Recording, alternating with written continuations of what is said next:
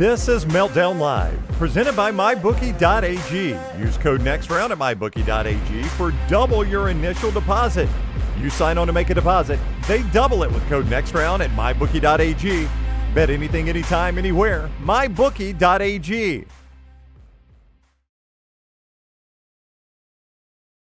Hey everybody, we're taking our first steps towards a fun Friday edition of The Meltdown and Meltdown Live. Thank you for being here with us. I am Tim Melton, and we are here live in the Culver studio, ready to talk everything Fantastic Four. We got a chance to see the movie as a group yesterday, and here we are with our non-spoiler review. We promise we will not ruin the movie for you if you plan on seeing it this weekend. A lot of people having already seen it in Thursday night previews, as I think it maybe had the biggest Thursday night previews of the year. I think maybe I saw some reports of that. Maybe Tyler can confirm. We've got E.G. here with us. Emily Grace McWhorter looking very cold, to be honest. And I don't mean cold from like a standoffish point. I mean a cold from like a physically freezing standpoint. Yeah, I am. My hands are cold. My fingertips are numb, and I'm ready to be in the sun. It's cold up here. We don't talk about that enough. I think they blasted the air so that way we would be cool because it's summer. Yeah. But then it kind of stormed for a little bit. And it cooled it off outside to the point where now it's like really cold in here. It's like a good afternoon nap vibe. No? Yeah, no. Okay, just tell me I'm wrong. I don't really like that. I don't like that example. It feels like I'm in the freezer section of Publix. Oh, okay. So you're that miserable. Yeah. I took it. I wasn't. Like a nice balmy 72 for you. No, it's like 65. Okay.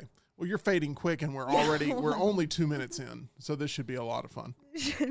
Tyler Lionel John's here with us. Tyler, I don't know if you were able to confirm the thing that I just threw out there, but I thought I saw a report of that. Oh, we have Tyler in the field with some breaking news. Got some breaking news. Yeah. So it has been reported that the Thursday night preview screenings for the Fantastic Four First Steps is the biggest Thursday preview box office in 2025. This was previously held by Superman with $22.5 million, and Fantastic Four has made $24.5. All right. I still feel like Superman's going to make more money at the end of the day, but we will see. I'm prepared to be wrong on that. But Fantastic Four, another entry in the MCU, and we are here to discuss it. So, I am not a Fantastic Four fan. I don't care about the comics. Me neither. I don't care about any of the movie entries. I've seen them. Be honest, I don't think I've seen the Miles Teller, Michael B. Jordan. I have not. I've only seen the memes. Fantastic Four. I think I skipped that one, like the rest of the country. Because in my professional opinion, Fantastic Four is never really translated cinematically the way it pops on a comic book. Jack Kirby, what he did with the comic run, it works for that era. It works for that medium. But I've never seen it work in film. And so you're not going to hear me be some sort of like defender of the source material or somebody who is just like the super fan going in. So, I may be a little jaded in the point where I've only seen Fantastic Four represented in a very weak format over and over and over again throughout my life. So it's hard to get jazzed up for this one for me. With all that being said, this is the best Fantastic Four movie I've ever seen. It's a low bar, but I enjoyed it for the most part. I thought Galactus was really cool. Probably my favorite part of the movie is Galactus. I think that, he's an imposing figure for sure. Like Marvel villains, they tend to be just kind of forgotten about. And I feel like Galactus made an impact, and I liked Galactus a lot. So, with that being said, Tyler, where are you on Fantastic Four First Steps 24 hours after having had a chance to see it? It was a sweet, wholesome movie. It was fun, but it's not something that I would put in the ranks of like prestige superhero cinema, It is another good step in the right direction for Marvel. Some may say a first step in the right direction. With I actually think Thunderbolts would have been the first steps, but I see what you were trying to do there. Exactly. Yeah. Let's go to E.G. E.G., you are also not a fan of the source material, like you just said. No. But you do love popcorn in a dark theater on a summer day. Yeah. You didn't eat any popcorn I this didn't. time. We had Mexican beforehand. We did. But you, like, really walked out of this movie and all you kept saying was, it was cute. It was cute. It was cute. It was cute. I don't know. It wasn't scary. It's not a criticism. I just, expound more I know, on that. and let me try. I thought that the characters were very likable, besides the main dude. Didn't like him very much. But I thought that it was, I used the word wholesome yesterday as well. It's a nice, happy family. There's a baby. Cute. Okay. And that's our review of Fantastic Four First Steps. We appreciate all those who have tuned in today. Don't forget MyBookie at mybookie.ag. Use promo code next round. I will say this. I did not feel like, and this isn't a spoiler, but I did not feel like the setting conveyed 60s really well to me. Well, it's an alternate futuristic 60s. It's not supposed to be our version of the 60s. That makes me feel a little bit better. It's that sort of like retro futuristic look that you see in stuff like Fallout. Yeah, I still feel like it could have been done better though. I gotcha. There was one shot of the Thing walking in this that I thought was like, that doesn't look finished. That looks rough. And everything else looked fine to me, but there was this one shot of the Thing where he's just walking down the street, and I'm like, yeah.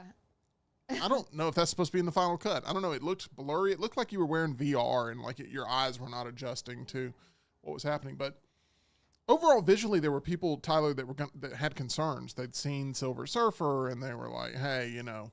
I thought Silver Surfer looked pretty good. I thought so in the final cut of the movie, but in the trailer, when the trailer released, people just absolutely eviscerated it. And maybe they touched it up, but maybe it's also the format. I mean, on the screen, it looked really, really good. So, you know, I think Johnny Storm would agree that it looked. Yeah, he would. It looked all right. But visually, everything worked for you in this? Yeah. I like the retro futuristic setting they were in. I do agree with EG. They could have gone a bit harder with that setting and really just created its own little world. I don't know what you guys are talking about, to be honest. And I'm not trying to be rude, but No. like they literally go into the deep end of that as far as you can possibly go into the abyss of that look. And I don't understand how they could go further into it. It felt inauthentic. It didn't feel realistic. And I know that's not It didn't the feel point of it. lived in. Lived in, yeah, very clinical. Yes, Okay, that's a good way okay. to put it. Like, think to the Fallout stuff. I keep bringing that up because that's the other biggest IP with that sort of retro future design. Everything's got like a patina on it almost. It's got a functional use. And this kind of felt like, let's create more aesthetic. Yeah. Superhero fatigue is a thing we've heard a lot of lately. Superhero fatigue. I'm in the movie going, I have superhero fatigue. I'm like wanting to raise my hand.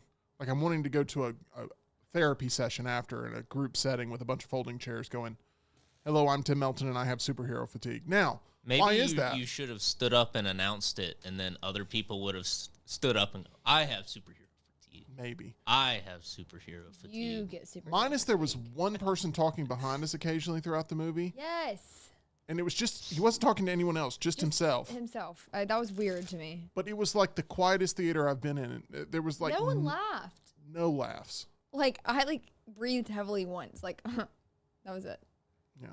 There was really, it was like it's not a, at least when we were in it, it wasn't a crowd participation sort of movie. And I know that certain people have used that to sort of ding some superhero cinema this summer. And I mean, I felt like this one was very much like just, it felt very montagey.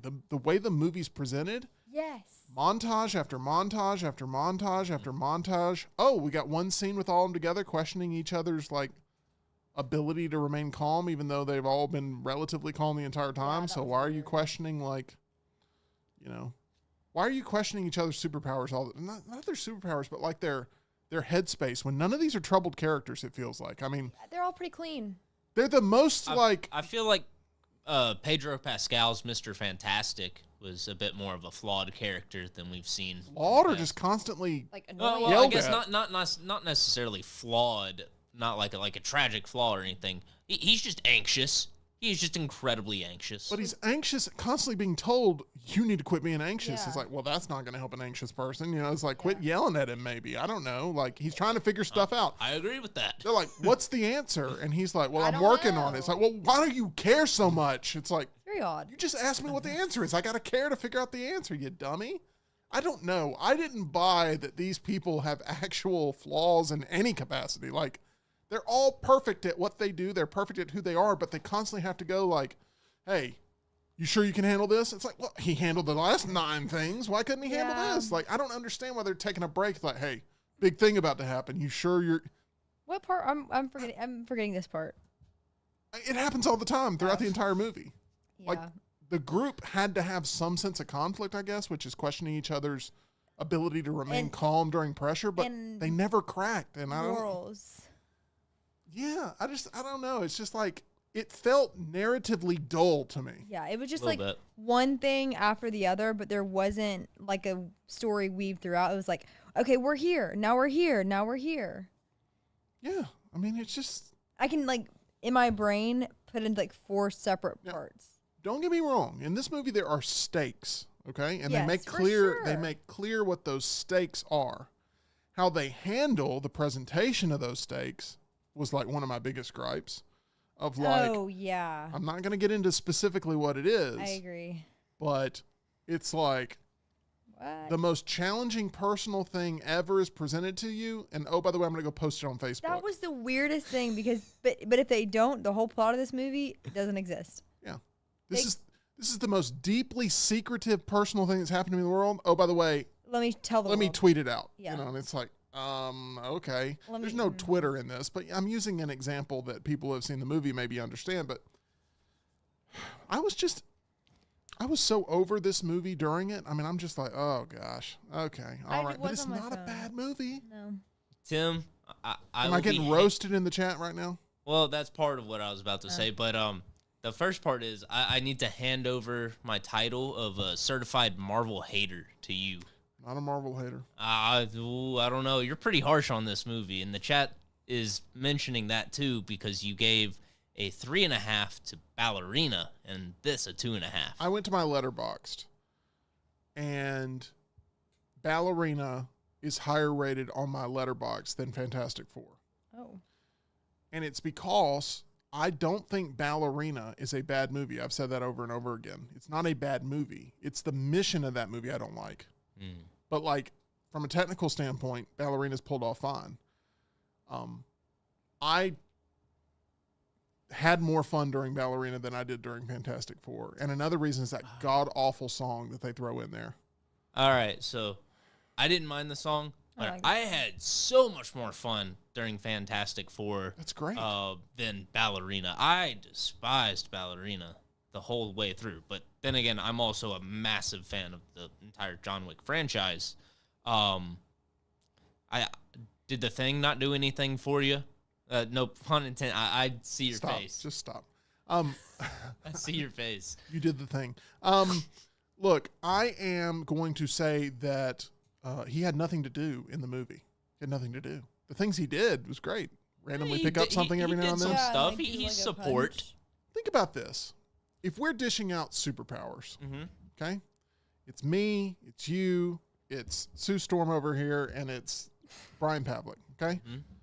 EG gets first draft pick. She's taking Sue Storm's abilities, and I understand why, because you like Sue in the movie. I like to. Okay, so you're taking Sue Storm's abilities. And that leaves us up for debate of like who's going to get the other abilities, right? And you have the second draft pick. Ain't no way you're choosing the Thing's powers. No. Ain't no way, and you know it. So don't give me this whole the Thing was such this beautiful, well constructed, so meaningful. Oh, He just No, was I a just bottom. like that character, and I think this is the best design for that character. yeah. He was fun. You would be Johnny Storm. Yeah. Okay. All right. And then I honestly think Pavlik would be the Thing, and I'm just going to say that. And then with You would me be with my Mr. gray hair, I would be Reed Richards. But that's just because If I y'all could see Brian Pavlik being a good the Thing and like making that like No, he would matter. be great at it. He'd be branded. He'd have merch. I mean, it would be. He would, Exactly. No, he would go take it. far. If y'all could have a superpower, what would it be? Just in life. That's another thing. I think the superpowers of the Fantastic Four suck. I mean, Kinda I just, lame. Now that I've always agreed with. I mean, I just, people who want to bash me about Ballerina, my expectations for Ballerina were higher than my expectations for Fantastic Four because I'm a bigger John Wick fan than I am Fantastic Four fan. So Ballerina is very disappointing to me from a like mission standpoint, but I did enjoy watching that movie more than I enjoyed Fantastic Four because just going in, this isn't my thing. I like a more well-grounded in reality type superhero tale. And this is about as phantasmic as it gets. This is about as cosmic as it gets. This is just all over the place. But what superpower would I want if I could have one? It would be to probably shapeshift. I would want to shapeshift. That would be interesting. Yeah. I would want to be able to turn into anybody in any given situation, like Mystique's That'd be capabilities. nice. I would like that. Tyler, what about you? Be good for poker. Yeah. Ooh, that's a tough question. No, I think you need to pick one that is like reasonable, right? I mean, like it needs to be something that you can use in your day-to-day I life. want the power to have all powers. No. Probably psychic or Tele- telekinesis. Yeah. Read people's minds. Oh, that'd be cool too. be way better for poker than just being able to turn into anybody. Yeah, now that I wouldn't think want of to it. read people's minds. I think I would just be a very Drive you depressed crazy? person. No. If I could have any power, I think I would not want like super strength or like speed. I really wouldn't care to fly. I would say, And why would you want to fly if you could just teleport? yeah. I mean, teleportation would be nice. I'd probably do teleportation. But you couldn't bring anybody with you. I know that's kind of the downfall, so maybe not. Shape shifting would be nice. I used to say that if I could have a superpower, I'd like snap my fingers and like get fully ready for the day, and then snap and like be like fully ready for bed. Yeah. Thank you for that, EG. We are going to talk a little bit more about Fantastic Four. That sounds like an insult, like I'm insulting this pathway. I'm not. I'm just like, you literally said you I would like know. to snap your fingers and be ready for bed. That's No, how 'cause cold you are right now. Yeah, no, but like I don't know. I'm kind of blanking on powers now. I mean, What would you I want to snap my Yeah, it's fingers not an to go easy to question, is it? I know, and I asked it. Invisibility, bed? Okay. but I want to take yours. I want to be able to shapeshift. Okay, that's fine. We can shapeshift together. Okay. Who knows? Maybe we already have. Freakier Giant. Fridays right around the That corner. would be hilarious. I think my issue is like my favorite superheroes don't have powers. I like Batman, and I like all the different people who were Robin. Batman's powers are awesome. As He's you heard. rich, yeah. As you heard in the money is Justice League cut. Ugh. I'm rich. It's a great. It that's- works in the movie, it's a great line. actually. And the way Affleck delivers it, I love with the door closed and everything is great. Anyway, back to this movie. People are going to say, Tim, why'd you hate this movie? I didn't hate this movie. I'm going to say I don't hate this movie. I just am ready to move on to the next chapter of the MCU, right? This Captain America, Brave New World was a setup movie. Oh, yeah. Thunderbolts was a setup movie. Yes. Fantastic Four is a setup movie. Yes. I've been watching these movies, this series, since 2008. I've seen enough setup movies, and I'm not talking about origin stories. There's a difference because they do that same thing they did with Superman. Of we're just going to kind of throw you in, and you'll be able to catch up. You know the story, blah blah blah, with a couple of different like parameters to kind of show their origin. But I just am ready to get back to the what's the big picture movie, and let's go there. Like I'm ready to move on, and this year has just been like hey, we got to put this in place so that way it makes sense a year from now. We got to put this in place so it makes sense a year from now. I'm tired of that. Let's just go. Let's go. We're there. We've spent 20 years with you. Let's just go again. And they're taking their time, trying to figure it out, hoping they can come up with a doomsday script that makes sense while they continue to shoot. You know, I'm nervous. I'm nervous watching these movies because I'm like, we went through. It's like how Alabama fans watch Alabama football currently. Mm-hmm. They're used to those highs of national championships. And while it was never just easy, eventually the team got there consistently. Now they watch Alabama football. They're still fans, Right. but they're like, you know, this is nice, but it just feels like we're vulnerable right now. It's like, ugh. Yeah. the whole landscape has changed. Other teams have kind of seized in on the monopoly. You know, like other teams have caught up. Other teams have surpassed at times. Other teams, and Alabama fans, you know, they're used to being in a class that's right there at the top and not a whole lot of competition that they have to fend off. Marvel had that for a long time. Like every time a Marvel movie came out, you knew it was going to add something to the overall big picture. This one is a movie that is like a promise that if you hop onto this one now, you're going to get paid off later. And I'm just waiting to get paid off later. It was the same with Superman a couple of weeks ago. Superman, hop in now.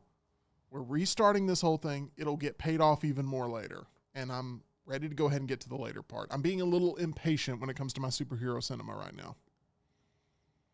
Maybe. I think that that Superman had a better payoff, at least for me, within that one movie than Fantastic Four did. But I also went in as a Superman fan, and I went in as a like an anti-Fantastic Four individual. Okay. So, like, it's not fair for me to say it's apples to apples, even though these are two superhero movies that have the same sort of vibe that have been released 2 weeks apart. I mean, the comparison game between these two movies is going to be impossible to avoid. Yeah, that's what Troy is also saying in the chat. Is Tim really complaining that a comic book movie is too comic booky? And those are a lot of the complaints towards Fantastic Four and Superman. Yeah. And also a lot of the love towards both those movies right now. And Troy completely misinterpreted what I said, which is I don't feel like Fantastic Four, the property, has equated well to film over its time. Like, maybe, who knows, maybe you love going back and watching Michael Chiklis and the director's cut of, you know, the Fantastic Four movie from the early aughts. I doubt it. I bet you agree with me, and you're like, damn, he's right. He got me. Those movies suck. I do think that they got the Doom look right in that. Have any, like, if you pulled it out of the DVD box, would you be happy you had it? No. Okay. I continue to go back to, like, nobody likes these movies. We all act like these characters are so important to us. I mean, did you, in the 70s, did you run to the, you know, comic book shop to go buy the latest Fantastic Four comic? It's like, well, I wasn't alive in the 70s. My point. You know, I just have no connective tissue to care about Fantastic Four, no matter how many times they're like, take your medicine and like it. With that being said, I had a very average to slightly above average time with this movie. I hate the theme. Fantastic Four! I hate it. I hate it. And I don't know what I just did to our levels, and I apologize to anybody that may be listening with earbuds. Saber wanted you to sing the music, so it worked out anyway. Well, you played right into his hands. Stop. That was it. Stop. It sounds like a soprano at the opera being stabbed to death. That's what I hear. But, like, not in a... Fun way? No, not in a theatrical way where it's, like, supposed to be the art of them being stabbed. Like, they're literally... You live in an apartment, and next to you is a soprano who works at the opera at nights, and you hear her being brutally murdered. That's what it sounds like. That's what I'm saying. I know. You know, it's like, I hate this. Please stop. Saber wants to know if you're really just upset because you were screaming and crying as you ran away from a small bug. There was for bee some reason that there was there were bees and flies, and you couldn't tell which was which because they were both the same size. Welcome to the state of Alabama. And like they were terrorizing us in the parking lot when we were trying to talk after the movie. And I had a very, like, Saber was snapping at them, which I thought was very silly. Yeah. Like, I'm just going to snap my way out of this, like I'm, you know, in West Side Story. I always go with the maneuver of Fleeing. No. Oh. I pull off my hat and I use it as a weapon of combat to make sure that I create a perimeter. So that's what I was doing primarily. Yes. Anyway, no reason to talk about our personal lives. All the reason in the world to talk about these movies. Now, a lot of times, and I'm telling you straight up, lean in here. Lean in, okay? Lean in. Come on. Okay? I'm telling you straight up. A lot of times when I review movies, it is, what is the audience going to think of this? Like, is it going to work for a majority of audiences, and I want to talk to those people that are like going there for a good time and all that stuff.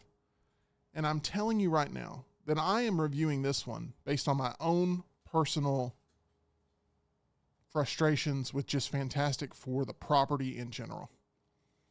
And this one is the most digestible Fantastic Four ever made. But I'm still not on board with these characters meaning anything to me. I was waiting for the movie to end. That is my thought on Fantastic Four from a person who's never cared about them, ever. And for some reason, we have to keep resurrecting them to try to keep this property alive, even when there is no audience demand. How many Fantastic Four fans are in your life? None. Well, my buddy saw the movie and he loved it. That's not what I'm asking. I'm asking 5 years ago, were you at a pizza place and talking about how much you loved Fantastic Four? No, you weren't. Because nobody likes the Fantastic Four. Until now, because they made an okay to better than okay movie. And, people are flocking to it and they're enjoying it. Have fun. Go eat your cake and enjoy it. But just know that it doesn't change the opinion that Fantastic Four is just a property that is going to be a flash in the pan. And they're always going to be judged on whether or not they just hit. And this one is the closest they've gotten to hitting. So good for them. But I do not like Fantastic Four. Don't speak too soon about it being a flash in the pan, because Kevin Feige has announced that Pedro Pascal's Reed Richards will be considered the face of the MCU for the next 7 years or so. And Pedro Pascal, for some reason, is coming out saying that's not true. And I don't know why. If that's, he's coming out saying he will not be the leader of the Avengers. He will not be the new face of the, people need to calm down about that. I don't know why Pedro's saying differently than what we're hearing from the main man himself and Kevin Feige, but that's exactly what we're hearing. I didn't see that update from Pedro. That is odd. It's out there. Yeah. That's very odd. I know. Like, more odd than Pedro Pascal promoting the movie. Once again, that was good. I don't care about Fantastic Four. Seeing the movie made me care just as much. So, am I a hater? I don't think so. I think I'm just someone who's numb to the property. And the movie's fine. But it's kind of, standard, in my opinion. It's a standard entry. Some people are calling it like one of the best MCU movies ever made. And I'm like, what's wrong with you? Like, what did you see in this that makes it one of the best MCU movies ever made? It's just like, this is peak Marvel. No, it's not. No, it's not. It's a step in the right direction, like I said, but it is not. You can't help yourself with the steps things.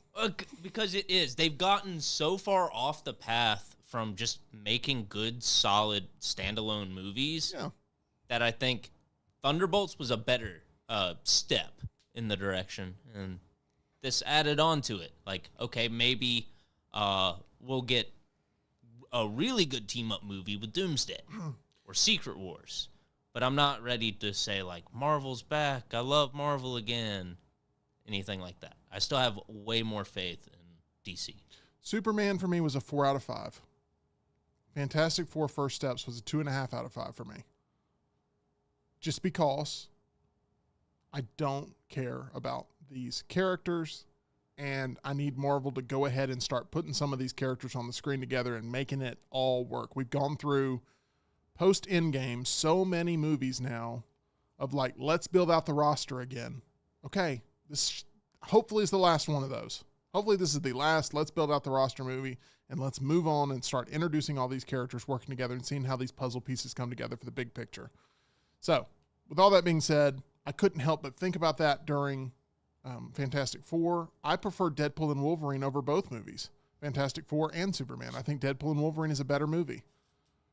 And I know you love Superman. You're just all over James Gunn's Superman, Tyler. I get that, but Deadpool and Wolverine for me was a much more fulfilling experience, paying off so much more, especially with Logan and especially with even Ryan Reynolds' Deadpool. It's my favorite Deadpool movie is Deadpool and Wolverine because I feel like his character goes places too. I mean, I feel like both of them, it's funny, super funny. It was super topical. It still is. and the action's incredible in the movie. The soundtrack is incredible. Like, Deadpool and Wolverine gets looked at as just this, like, sort of complete one-off. And that's fair to some degree because it definitely was a Band-Aid to a bullet hole. But it was so much more fun than anything we've gotten from the MCU since.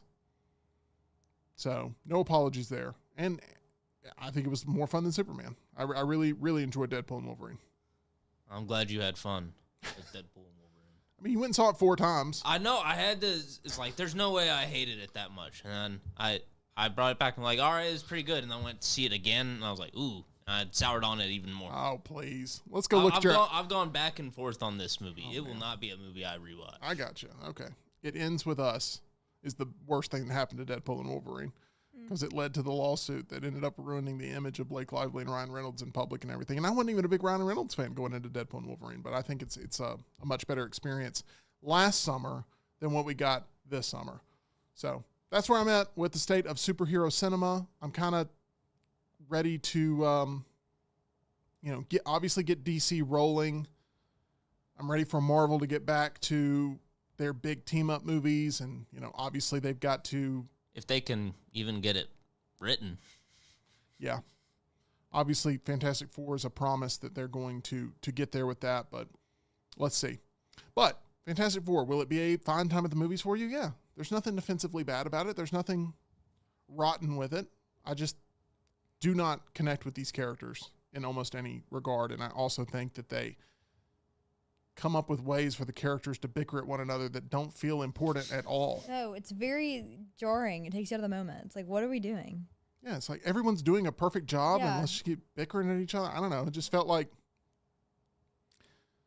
kind of silly at times. It felt like a silly comic book movie at times. Yeah. Like I felt like I was watching a comic book movie. And it's like, well, you are. I know, but I shouldn't feel that way the whole entire time. I should get lost in it a little bit as a fan, and I did not, as a fan of comic book cinema. So, do I have a complicated relationship with this movie? Yes. But I'm being honest with you in that I don't care about this movie. I won't be thinking about it a week from now. I have no intention to ever watch it again, and we can all move on with our lives. But it was fun. Yes, Tyler. Just got some messages in the chat. Yep. So they think I'm shocked by your 2.5. I was initially, but going out of the movie, I was like 3 to 3.5, and it's closer to a 3, so I'm not that shocked. I'm more shocked that you like Deadpool and Wolverine more than Superman, but yeah, sorry, chat. I'm closer to Tim's take than y'all might think. On Fantastic Four. I had fun with it, but it's not. It's My plan is working. He also says you need to rectify your ballerina score, which Disagree. I agree with. Honestly, I gave that movie like a 2 or a 2.5, which is probably a bit harsh. The movie itself does not suck. The business move behind the movie sucks. I don't like the direction they've taken this, but not necessarily just in the big picture stuff, but I don't like the way Lynn Wiseman does action. It just feels sloppy and chaotic to me. There's one sequence that I'm with you 100% on that I did not enjoy that involves grenades, and it was really, really silly. But overall, from a start-to-finish product, I was more engaged in Ballerina than I was Fantastic Four. I mean, it's just the truth. There's definitely a midway slump in Fantastic Four. It slumps. I hated what Fantastic Four sort of like evoked in me. Like I felt tired and burnt out watching it. Yeah. Like I've seen this type of thing 1,000 times. Like, hey, let's all fight a big bad guy and let's all just sort of like do what we can and let's come up with a plan to sort of undo them. And I don't know. I don't want to get into spoilers, but I mean, I would be much more specific if I could. But I feel like their plan kind of sucked too. And Yeah. Yes. The whole premise was like, Oh, okay. yikes. I thought you were I about to thought you were about to get into No. it. I thought I would enjoy Ralph Ineson as Galactus more. Yeah, and Galactus is the thing I'm highest on in terms of his design and like, Oh, the design is sick. yeah, like Yeah. an imposing figure and like you really feel the stakes and the threat and like all that. But And I felt like they kept a consistent sense of scale throughout the movie for Galactus as well. For the most part, Relatively. yeah, that's a tough thing to do. And Yeah. For the most part, you're right. For an eater of planets, it's a hard thing to do. Right. But like superhero movies get hit a lot for, oh, it just leads to a bunch of destruction, and like this movie falls right into that same sort of generic, like the threat of mass destruction is the thing that, you know, I really like interpersonal play that's satisfying in my superhero movies. I really like that, which is why I think Thunderbolts and why Deadpool and Wolverine, there's so much, not only big world-ending sort of discussion in that, but also so much interpersonal play between our two heroes to where it's really satisfying for me. I like smaller scale troubles you have to get over in superhero street level stuff. I do. Which is why I'm really excited about what they're doing with Spider-Man next. Because they've decided that they can't make it any bigger. They got to bring it back down. And that's exactly what it sounds like they're going to do. But this is like, you know, universes and cosmic formulas. And there's a lot of math in this movie. I don't want to go to a movie and just watch somebody write on a chalkboard for 5 minutes. That does nothing for me. There was a lot of chalkboard in this movie. Too much chalkboard. Too much formula. Okay? Ush on the private text line. I love it. I've never heard so much dislike for something that was supposedly okay. It was okay. It was fine. I keep falling into the trap of the chat. That's like, oh, Tim, explain yourself. I have. Mm-hmm. This thing is perfectly fine, but I'm not a fan. Do I recommend you go see it? Yes, I do. It's like worth the price of admission. As far as new releases this weekend go, it'll be the best one. Does it work for me on a personal palette? No. Like, let me try to use this as an example, right? I don't really like, let's just say, I'm going to go with like Thai food. Okay? I don't like Thai food either. I don't like Thai food. It's a bit too spicy for me, personally. Okay. But you may love Thai food. Okay?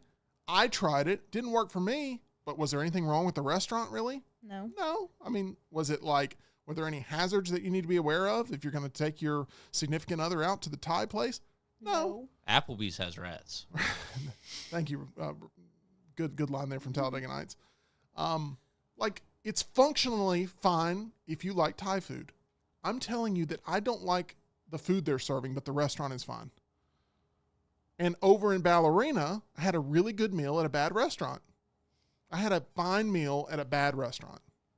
Does that make sense? Yeah. Yeah, I see what you're saying. Okay? Like, I don't like the way the owner's running things over in the Ballerina restaurant, but the meal was fine. Oh, I think the owners are money laundering at the Ballerina restaurant. They're not doing a good job, and they're changing their name all the time, and they're, you know, it's like a place we used to go eat lunch all the time. It's like, you know, they just thought they could serve up the same food under a different name, and we just buy into it, and then all of a sudden you cracked open a fortune cookie and it slammed you, and that was the end of that. So anyway, they went up on their prices too. Yeah. Now, people are thinking Superman and Fantastic Four are way too similar, and how can you like one and not the other? And I that's a whole nother. I disagree with that. That's a whole nother discussion. So, but anyway, I've spent a lot of time here talking about how much I, you know, would say that this is a safe, fine movie to go see, but it just does not work for me. That doesn't work for me, brother. All right, we got to talk a little bit about the world of wrestling and what transpired yesterday. But first, I want to remind you that if you are in need of a dentist and dental team that you can trust, there is one that I recommend here in Central Alabama. They're located on Grants Mill Road. You've probably heard about them before. It's Alabama Dental Associates. That's Dr. Jeff, Dr. Brian, and Dr. Nolan. They don't even need a fourth. That's how fantastic they are. Over at Alabama Dental Associates, providing you all sorts of services when it comes to staying on top of your dental health. Maybe you're new in town, need to make sure you have a dentist on standby.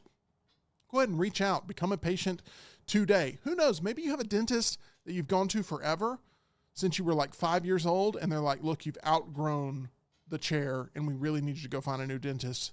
It's time to get you an adult dentist over at Alabama Dental Associates. They're accepting new patients now and can help you feel at ease about all of your upcoming dental procedures. For more information or to make an appointment, call them 205-956-8977 or visit alabamadental.com, where they look forward to seeing you. Hulk Hogan passed away yesterday. Yep. A complicated figure. The man Terry Bollea was a person who had multiple missteps in their personal life.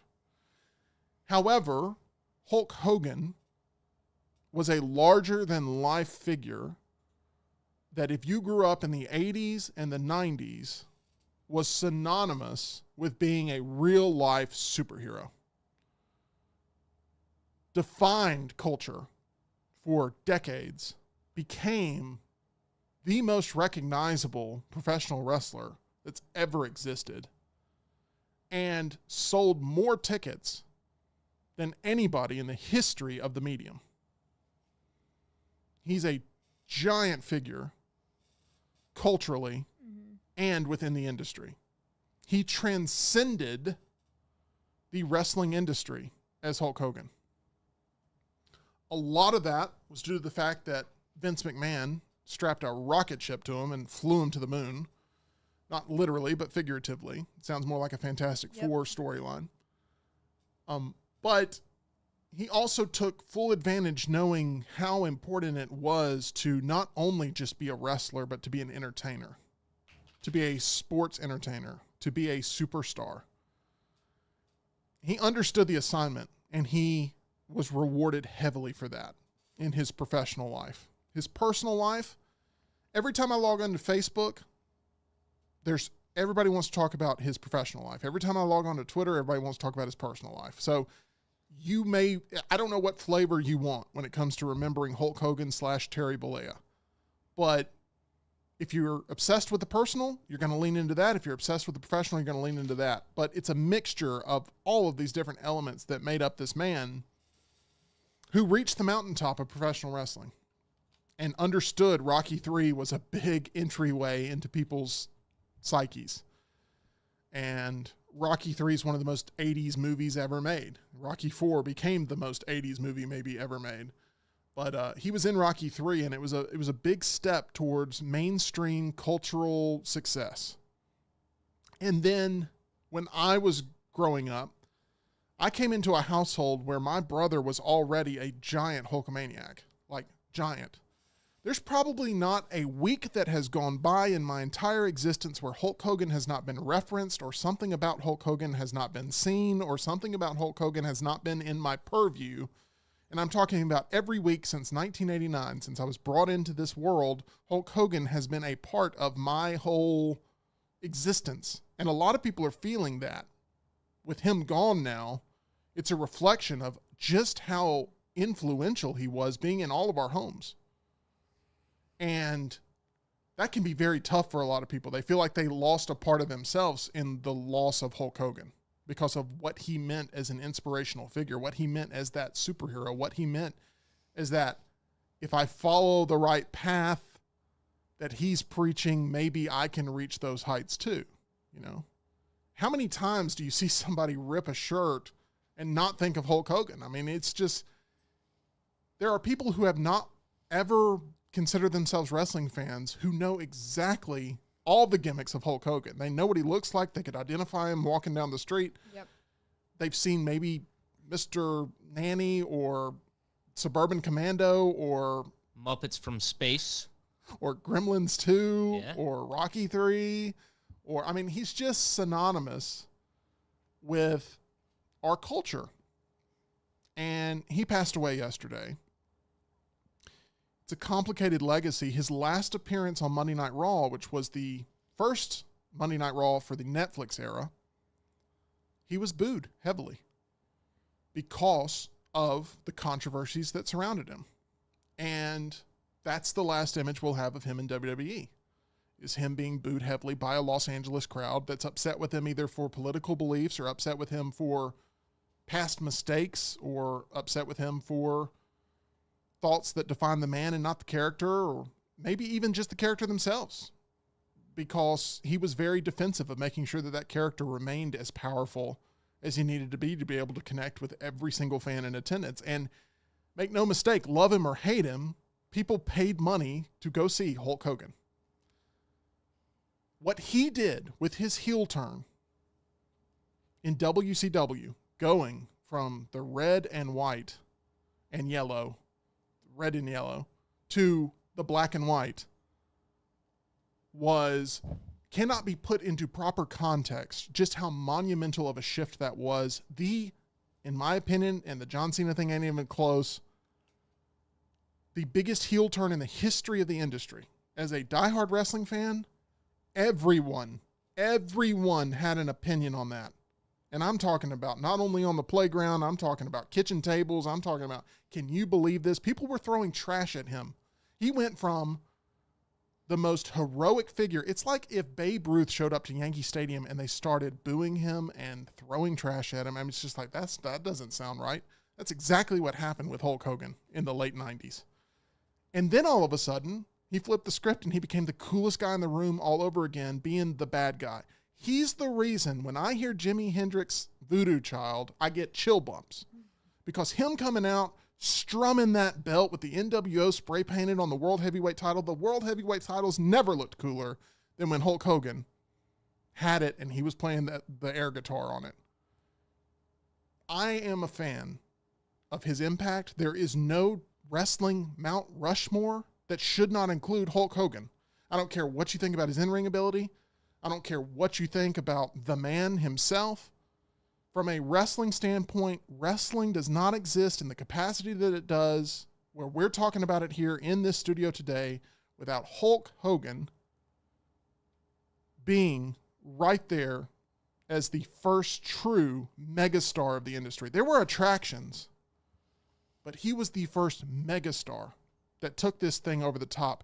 WrestleMania doesn't work without him. Just the entire industry owes a great deal of debt to what he did as a professional and how much he lived up to the hype when it came to the fan experience, and how much he cared about his fans and how much he gave back to his fans and how much they felt like they were part of his team.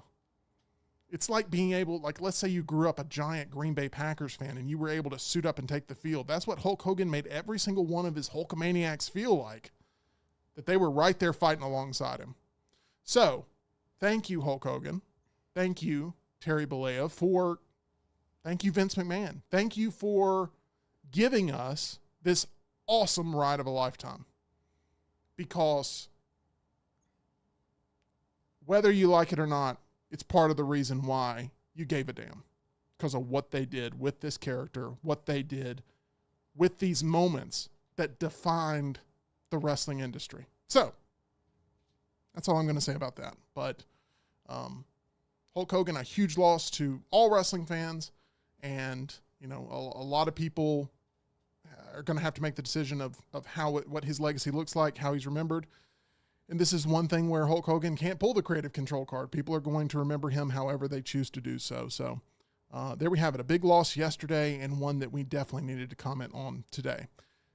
I'm going to give you guys a chance to talk here in just a second, but I'm going to say that MyBookie.ag is our title sponsor. Go visit them if you are looking this football season to get in there, build yourself up a bankroll. You can use promo code NEXTROUND for that first-time deposit bonus, and make sure you do that next round there with MyBookie.ag when you sign up. EG, I hope you've had a fun week. Yeah. Blowing up my queens there with your pocket threes. That's something that we'll always remember. And, it's been nice having you in movie mode. Yeah, it has been kind of fun. Even though we went and saw Fantastic Four. I'm kidding. Well, I'm listen, kidding. 3 movies in 2 weeks, maybe? Or 3 movies in 3 movies in 3 weeks. That's a basically. world 3 movies record. in 4 weeks. World record for me. I think so. Tyler, Lionel Johns, this is the end of another week of the Meltdown. I hope you have a wonderful weekend ahead for you. And thank you once again for the birthday gifts. Cannot thank you enough, and really excited to have that in my collection. So thank you very much. Oh, I'm glad you like them. I do. All right, that's going to do it for us. We'll see you again Monday, 2 o'clock Central, 3 o'clock Eastern. Will I see Fantastic Four again over the weekend? I won't, but you should. It's fine. Will you see Superman again, though? I want to. Yeah, I'm actually planning on seeing it. I want to see it one more time before it leaves theaters. I obviously won't be able to see it in the premium format, but yeah, I hope to get around to it again. But there's so much content on YouTube breaking down every element of it that it's not like it's not like a must to have to see it again, because I can kind of relive it with the click of a button, watching all of these breakdowns and stuff. But that's kind of where I am with that. If you haven't already, subscribe to the podcast. We appreciate you there, and we'll see you again Monday, 2 o'clock Central, 3 o'clock Eastern.